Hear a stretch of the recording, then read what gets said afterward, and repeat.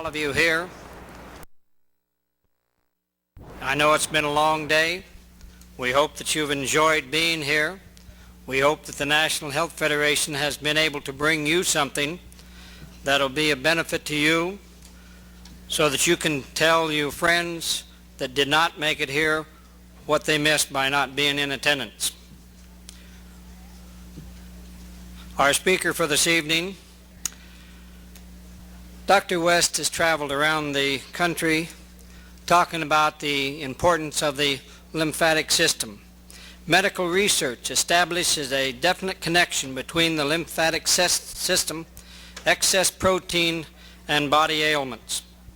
Medical discoveries reveal the underlying cause of pain, loss of energy, damage to cells, premature old age, and many other problems that plague the body.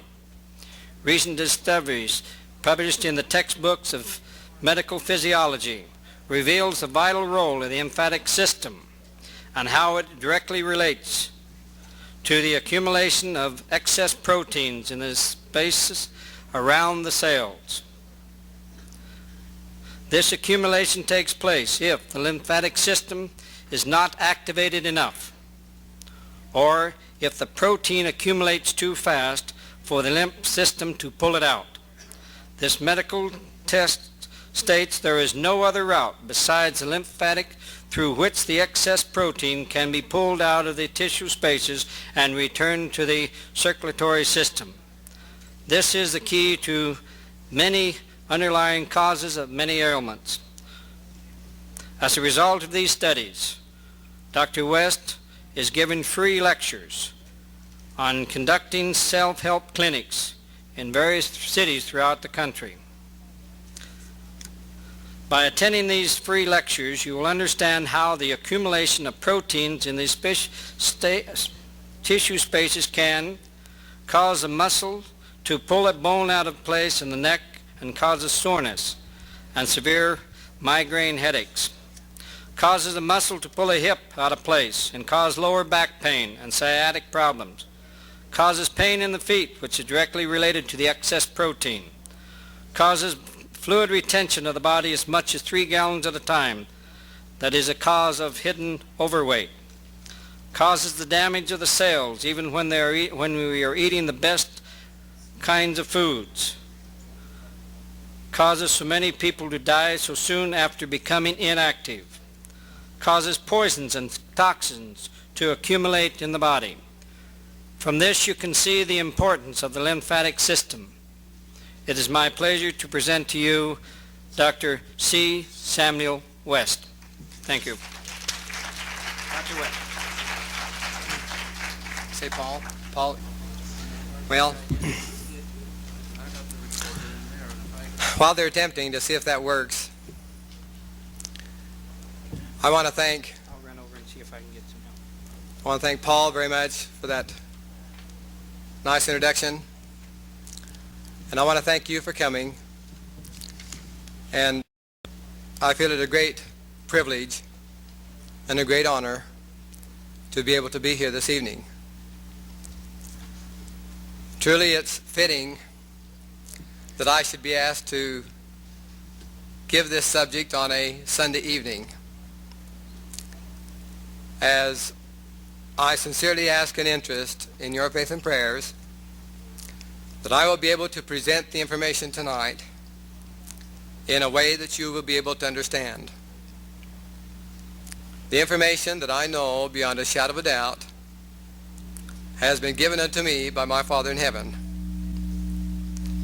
because I have been directed over the past several years, and as questions have arisen, I see. Okay.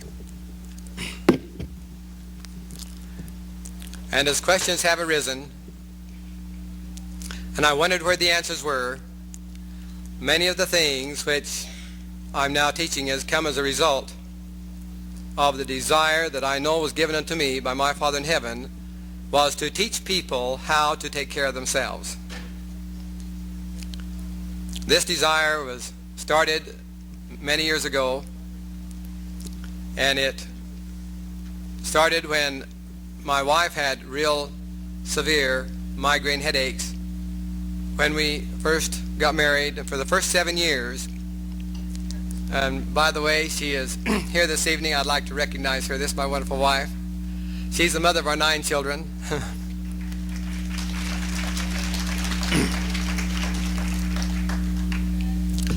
And I want you to appreciate her very much.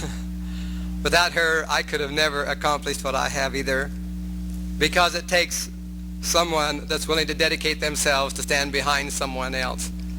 And without her support, to be able to stand behind me and support me in everything that I have done in the last number of years, I would have not been able to accomplish what I have been able to do. And so I'm very grateful to her. But she did have very severe migraine headaches. Well, at the beginning, let me say this, we didn't know really what her problem was. All we knew is that she would become very ill. Just a minute. You got one that's working now. Testing. Testing. I think you got it now. Just a minute. Testing. You go ahead and test. Fantastic. Yeah, there you go. Thank you. Yes. That's what you call service with a smile. Just a minute. You'll see the sound. Right now, how do you work it? That's all real fine. Look right here. Which way to go? Press it in. So that when your neck's working. Yeah. Will I pull it up now? Yeah, let's pull it up. Oh. Just rub down. Oh, that's all there is to it. That's nice. I like that. Okay. Fantastic. Okay, good. As I mentioned, I didn't know really what the problem was when we first got married. She would just get, her eye would hurt, then her ear would hurt. It'd go down into her stomach, and she'd pass out, and she'd even become so ill she just couldn't get out of bed. I've seen a lot of people get sick because of problems up in the head area, but I've never seen anyone become more ill than she would become. And we found the problem as we started having our babies through Dr. Allen, who is an osteopath, and we traced the problem to her neck.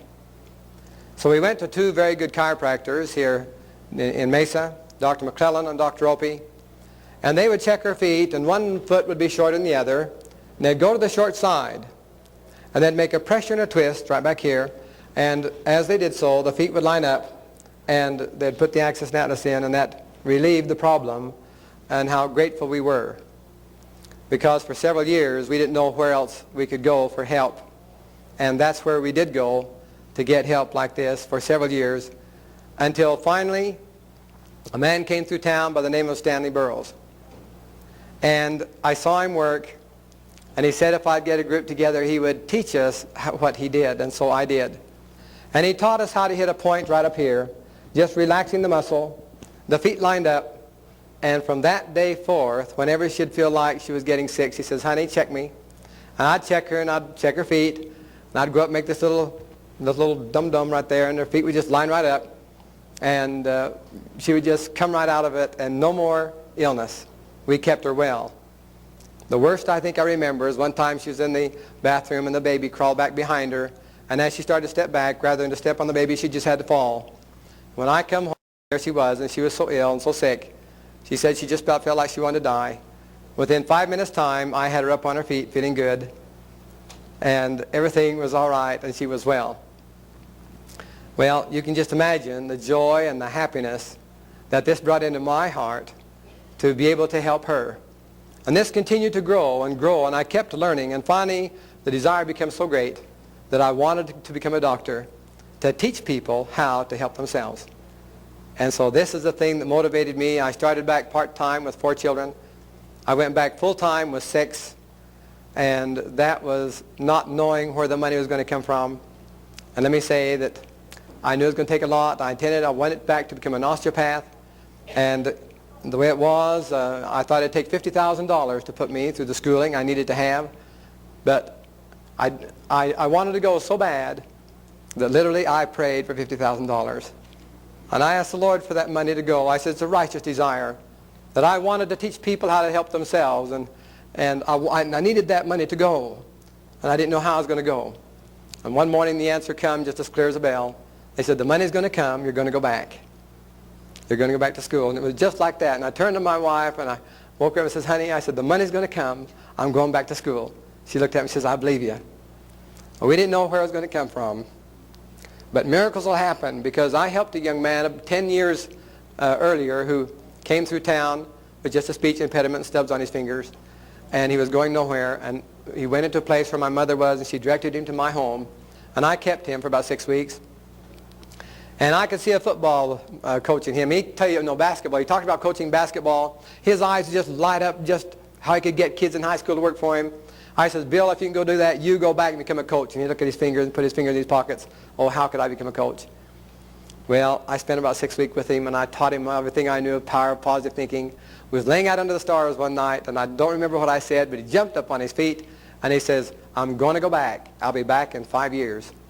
It took him 7, but he made it. And he became one of the most fantastic coaches that I've ever seen. Because of his appearance, the big schools wouldn't hire him.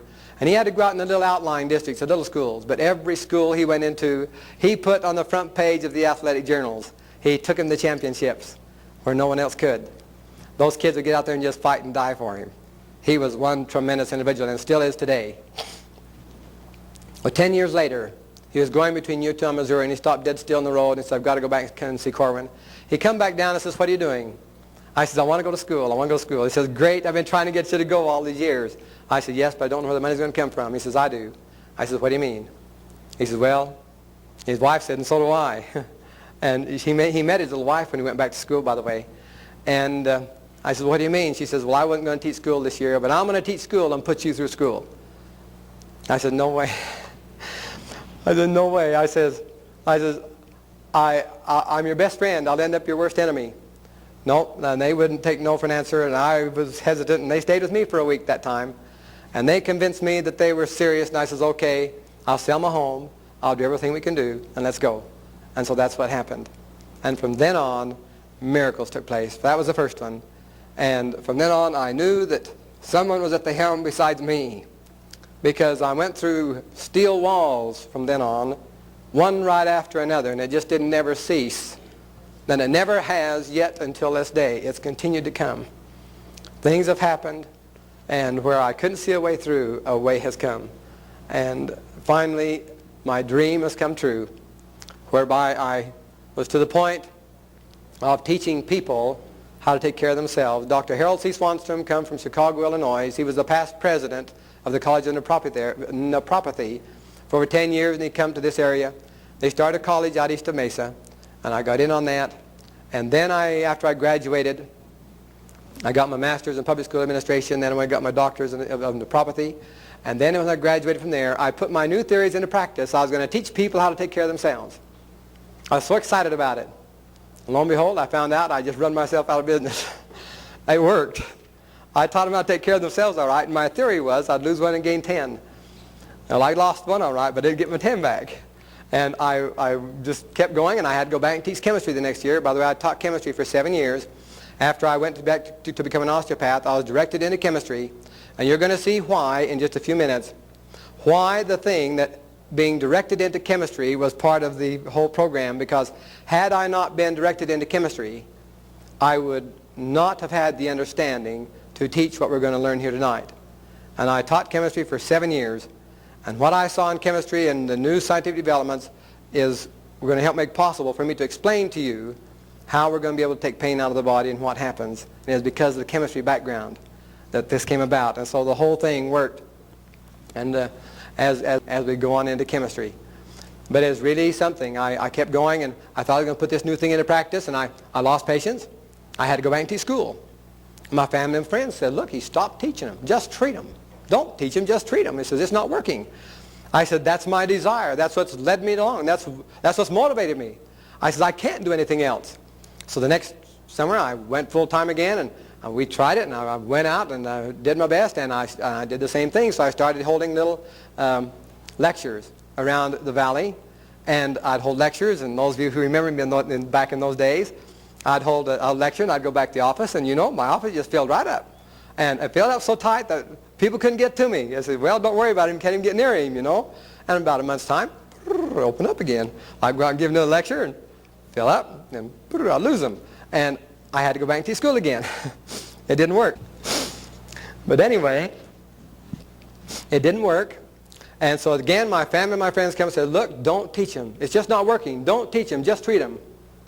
And I remember the day when I stood in my office and I said, if something doesn't open up where I can teach people how to take care of themselves, then I'll give up my entire practice. Because I just can't bring somebody in and treat them knowing that I can tell them what to do to take care of themselves and not do it. And it wasn't too long after that, but I think I was put to a real acid test on that, but it wasn't too long after that that I spoke at the National Health Federation Convention right here in Phoenix back in 1976 in a similar time. And it was there that I met the Vital Corporation people, and they had this little jumping machine over there, and they said what they were doing with that. And I says, I think I know how that works better than you do. I had a theory of energy and how energy moves fluids in the body to relieve pain. And that was just one sideline. I just had an idea about it. And so anyway, they listened to the lecture like you're going to hear tonight. And then they come to my self-help clinics. They saw what I was doing. And they become excited about the message that I was teaching people on how to take care of themselves. And they said, how would you like to give lectures all over the country? And I said, that is what I've been waiting for. This has been my dream. And they said, well, we're going to make it possible for you. We think the message is that valuable, and we're going to make it possible for you to do it. And so I'm very grateful to the Vital Corporation people and all their distributors for being able to send me across the country. And now we've been from one end of the United States to the other in Hawaii. And I just come back from a big trip this last week. We held 3 big self-help clinics. We just had one in Salt Lake City. There was 195 people in the self-help clinic we just finished up with there last night, which is Saturday night. And it was a very beautiful thing. And it's a very rewarding thing to be able to teach people how to take care of themselves. And it's all come about because of, I know, with the help of my Father in heaven. It mentions here that the medical research establishes a definite connection between the lymphatic system and excess protein. This was interesting how I came about knowing about the lymphatic system. You see, I was teaching chemistry, as I mentioned, and I found that pain comes from blocked circulation. Pain comes from blocked circulation. You can just write that down. I know it's pretty hard to think about when you smash your finger, you know. I mean, pain, that pain comes from blocked circulation. And I say yes, it comes from blocked circulation. Especially when I take it out within 30 seconds to 3 minutes, and it won't come back. The first time I did it, I was laying on the bed. I heard the door slam, and my little boy screamed, and I knew he had it. And I went running down the hall. That knuckle looked like it was bleeding. It looked like it was broken. And I knew how to apply energy to move fluids in the body, which now, by the way, they're using energy all over the country since that time. At the University of Southern California, they're now artificially exercising hip and leg muscles of stroke victims using electrical stimulation to move fluids. So we've proven that energy moves fluids in the body. They now have pain clinics set up all over the United States, and some of you maybe have been reading about some of these pain clinics on how they're set up. It was just real interesting. I was in one of the terminals, and this I haven't had time to do much with, but it comes from the February 22nd, 1977 edition of the Chicago Tribune. And it says, Pain, Science on a Threshold of a Solution. And it's interesting how they're thinking about taking pain away. Because I used energy to take pain out of my little boy's finger, and I did it within about 30 seconds. I mean, he stopped crying, just boom, he stopped. And he didn't, I was surprised. We kept going, and I laid down with him, and he got off and went down the hall and got on his trike and just took off. And I says, forget it, you know. And the next morning, I got hold of that finger. It was bruised. It looked like it should have been sore, and I grabbed it like that, and he didn't even flinch. Nothing. It was gone. Well, that's a sort of an advanced technique of how I did that. I do show it, however, to people who want to see it at the self-help clinic. They want to see that particular technique, and I'll show it. I am going to demonstrate a way tonight on how a way that can be used to eliminate pain using energy. And let's see, who was it? Where is the person? I'm not ready yet. I'm not ready yet, but where is that person? I had two people and one was here. There she is over there, okay. Oh, was that you right up here? Was that you? Okay, let me have the, no wait, not the red, back here in the orange. She was first, right there. Raise your hands so I know who you are. No, this other one up here. Was that you? No, it's this one. All right, there she is, back there. Okay. Well, when the time comes, I'm going to ask her to come out because her arm is very, very sore. I had to go around and find somebody. You saw me grabbing people's arms, and finally I found somebody that really yelled. And I said, well, I want somebody that's real bad because I want to take the pain out of there for you in about 10 seconds.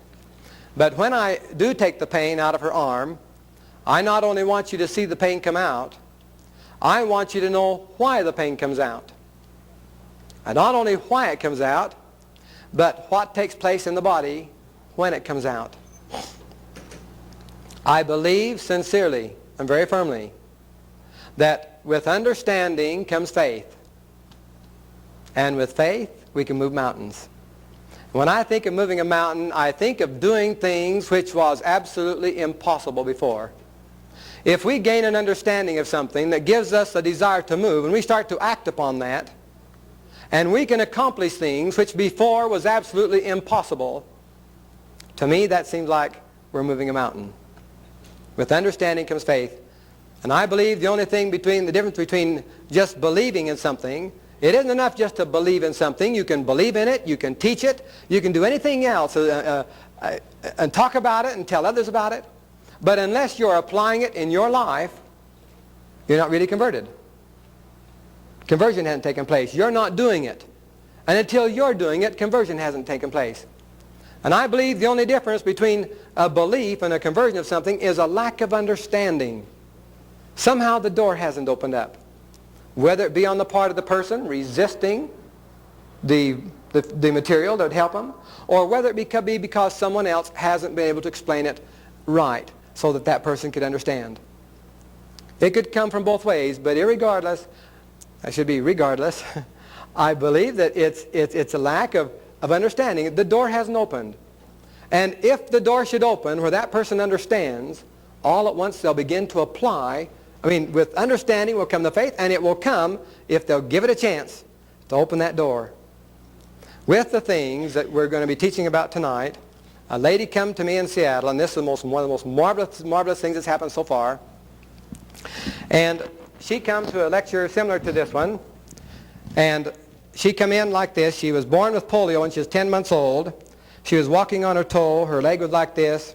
Her arms were like this. She was paralyzed for 65 years. She come in, she was 65 when she come in, and she was walking like this with this leg. And that's how she was.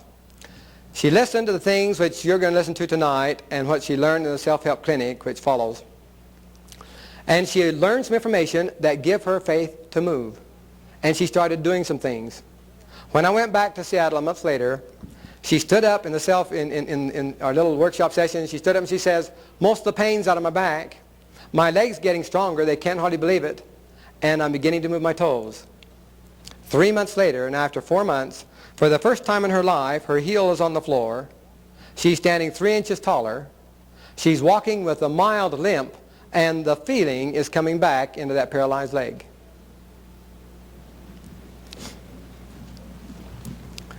I have one other little beautiful person that she has multiple sclerosis. She had MS. She had it for 8 years, and she come to me to take the pain out of her legs. And finally, after doing something one time, she got to the point where she called me up and she says, come and see me. And I couldn't understand what she did. She says, come and see me. And so I went over to her house and opened the door, and she says, follow me, let's go. And she was running. And she ran around that house. And she says, on my toes, on my heels, on my toes, on my heels. I just couldn't hardly believe it. She did the same thing to her doctor in Phoenix, Dr. Urea. When she called him up, she says, I want to come and see you. And so she went in and says, come in. And she come in and she ran around his table and jumped upon the table. He said, would you please do that again? And she ran around his table and jumped upon the table. And he said, a miracle's taken place. Truly a miracle's taken place. And she saw him write on her chart, reflexes perfect. Well, she learned some things. And today she got off of it for a while, the little things we're talking about, and she's coming back. But now she's She's coming beautiful, and I just saw her again today. But pain, what's interesting is new approaches are being devised to cope with pain, including electronic devices that are used by thousands of patients. In the last 5 years, a new medical specialty called dolorology, the science of pain, has come into being. And they're beginning to find out what it is. He says many doctors have tried many drugs and even complicated and often unnecessary surgery. Now less drastic methods are available, among them a mild jolt of properly applied electricity. And you know, this idea of using electricity to take pain away isn't that new. Back in 43 AD, a Roman physician used an electric fish to cure the pain of gout and migraine headaches. The only thing of it is, it killed some of the people. And so they thought, they didn't know whether the electric idea was good, and it dropped down. But today, their experts are now working on devices that are merely held on or near whatever part of the body is giving pain to relieve pain. No one knows exactly how these devices work, but one undisputed fact is they do work.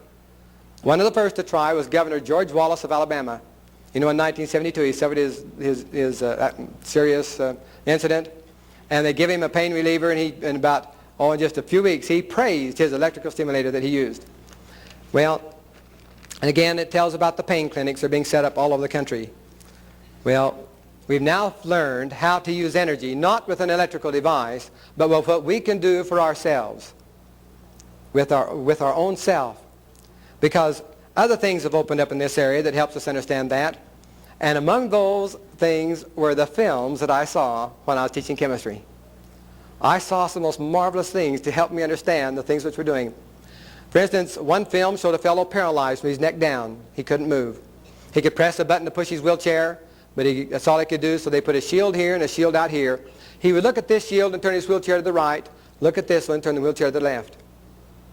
This proves that the energy from his eyes turned that wheelchair. Another film was a scientific film called The Incredible Machine. Now, how many have seen that film? The Incredible Machine. This is a marvelous film. It shows a fellow with electrodes going from his brain to an electric train. And he can stop it, start it, and speed it up just by thinking about it. But it proves that the thought wave is an electrical force. It truly is an electrical force. How many know about Upjohn Pharmaceuticals? How many? Acquainted with Upjohn? Well, it's just fitting that Larry Upjohn, grandson of the founder of Upjohn Pharmaceuticals, has developed a device at the University of the Pacific in Stockton, California, which allows a cerebral palsy patient to communicate by activating a typewriter using the electrical activity in his forehead muscles. Now, the system employs biofeedback, magnifying and utilizing electrical activity in the forehead muscles. And then he says there's electrical activity in all muscles. Now in the pain clinics today, they're using biofeedback. They're taking tension wherever the body is in pain, and they're transmitting that tension in the muscle to a sound, and it produces a loud sound. And they're getting people to concentrate. I mean, as they relax the muscle, they reduce the sound, and they can pull the sound down by knowing what they do to relax. And by reducing the sound, as they relax the muscles, they're helping people take pain out of the body. One of the fellows who attended one of my self-help clinics up in Washington, he says he just attended one of those. It cost him $4,000 to go through one of those. And his words were that after I attended your self-help clinic, he says, I got more from yours than I did from that in knowing how to take care of myself. And I said humbly, but it was the truth because we can teach people how to do it, and we're going to be demonstrating that here tonight.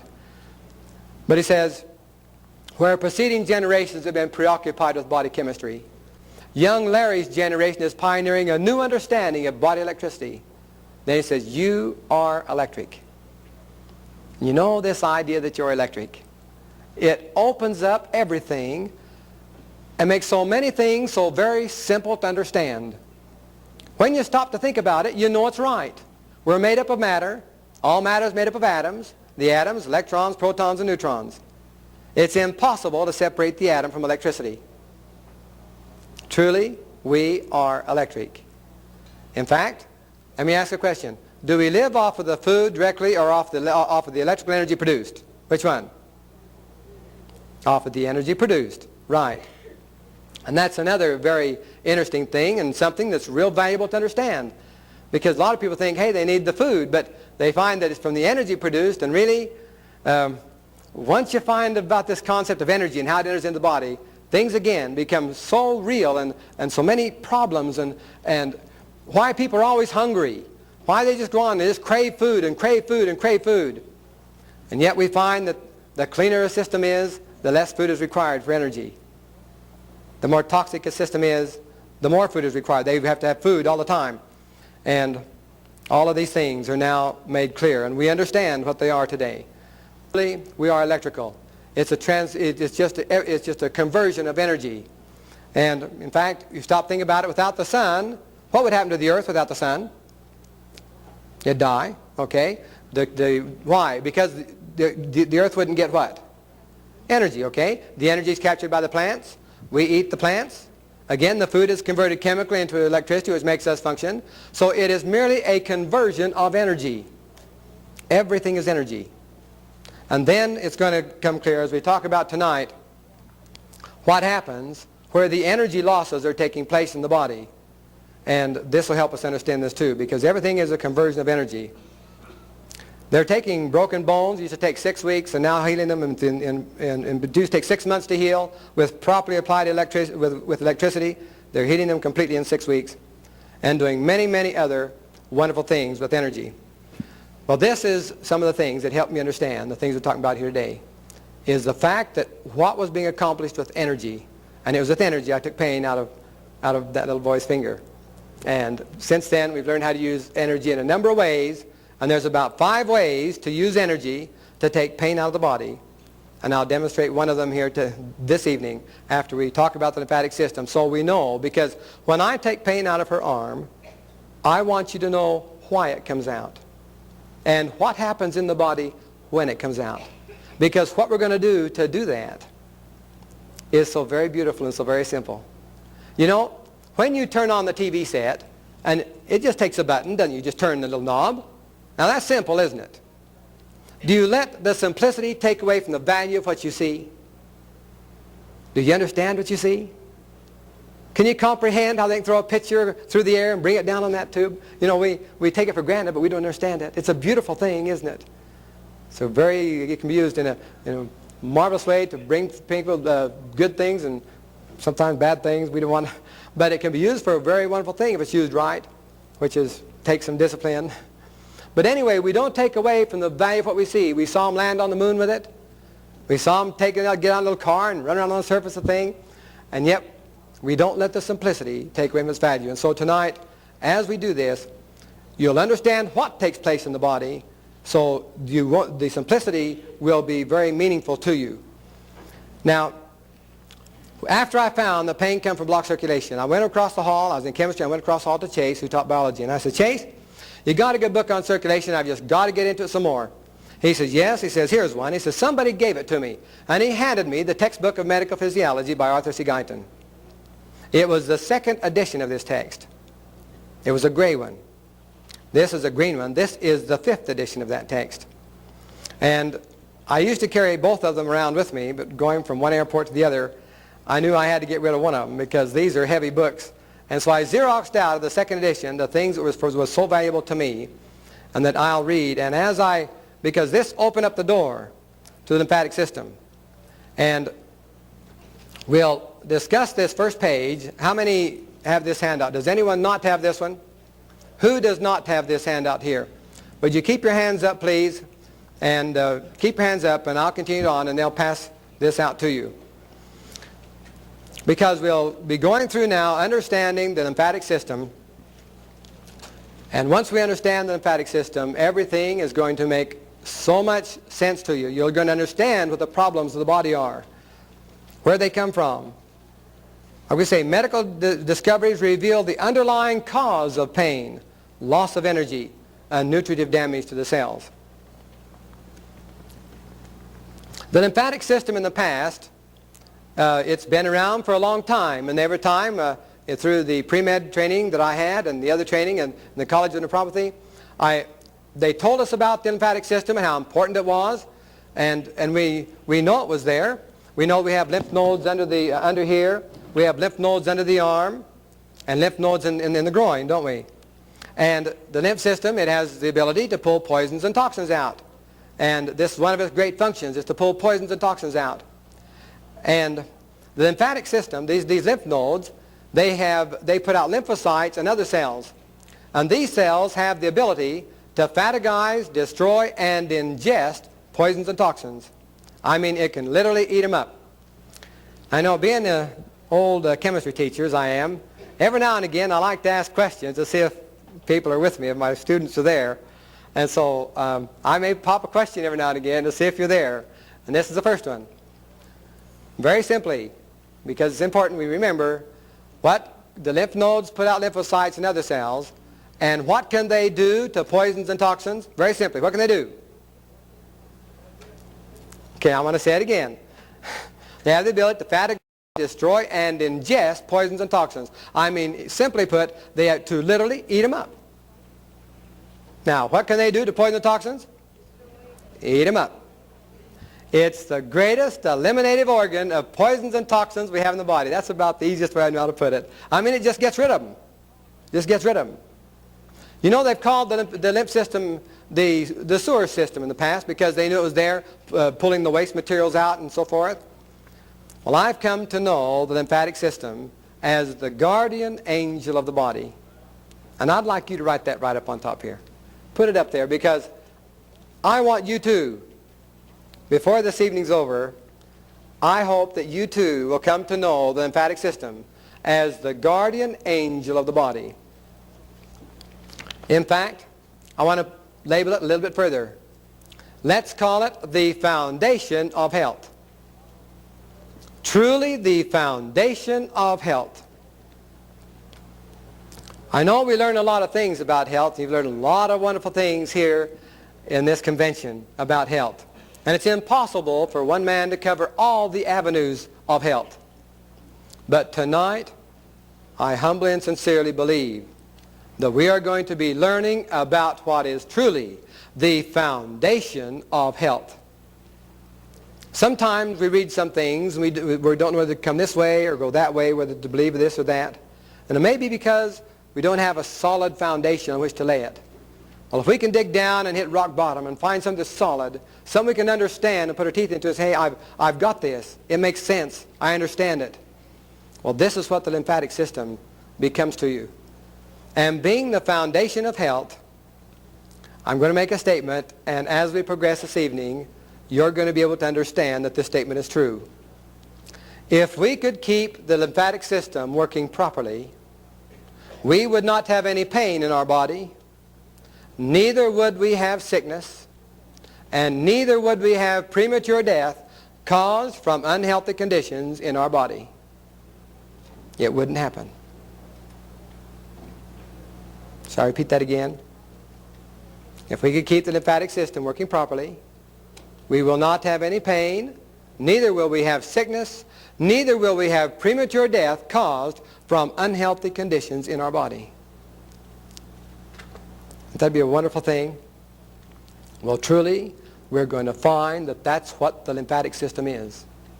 This is how important it is. The importance of it has just been uncovered in just the last few years. We've been going to the moon, we've been doing everything else. And finally, we found something that is going to help the body more than anything that has ever been discovered, and that is how this lymphatic system works and what relationship it has to our health and our strength and our vitality, to sickness and to pain. You know, the lymph system, we do not do just these nodes, but not too many people, I find, understand about that we have a complete set of lymphatic vessels. And these vessels run from the head to the feet. They're cut off in the head, they're cut off in the feet, and they're cut off in the hands. It's like a bunch of hoses running all over, cut off at both ends. And there's absolutely no pump. There's no pump on the lymphatic system. All we have are little gate valves or check valves, go ta-dum, ta-dum, ta-dum, ta-dum, like this. They come up like this, and they come up, and the fluid comes up to these check valves. It's a one-way system that comes up and it can't get back, and it's a one-way system, and it comes up this way, and most of it enters the bloodstream up in here. Now, does the lymphatic system have a pump? No. What does it have that acts like a pump? Gate valves or check valves. Okay, now, the only thing that moves the lymphatic system is exercise, the lymphatic fluids is exercise, muscular action, and energy. All right, what moves lymphatic fluids? Let's hear it. I'll tell you again, you're not getting it. It's exercise, muscular action, and energy. Now let's hear it. Come on. All right. Now it's vital that you remember that. Write it down. That is going to be one of the most vital things you have ever get into your mind and memorize, and then you're going to apply it of anything that you have ever learned regarding your health. And you'll see why what I'm saying is true.